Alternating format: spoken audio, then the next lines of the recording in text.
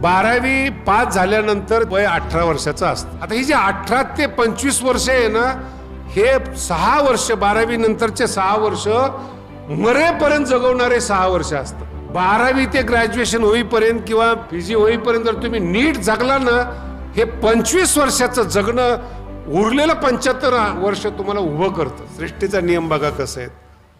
18 वर्षाचा झाला तोपर्यंत पोरं नियमात वागतात आणि एकदा कॉलेजला गेलं सगळं हिरवं दिसायला लागतं त्यांना. हसले ते त्याच वयातले तर बाकीचे बसलेले आहेत, आमचे गेलेले म्हणतात. आता काय करणार. म्हणून हे श्लोक समजण्यासाठी त्याचा उपयोग आहे. हे जे 6 वर्ष आहेत 18 ते 25 7 असतील 25 याच्यात उभं राहायचं सामर्थ्य आहे. आणि हे 6-7 वर्ष जर तुम्ही कर्म केलं, मजबूतीने अभ्यास केला, 25 नंतर सगळं जग तुमच्या आनंदाला शरण येणार आहे.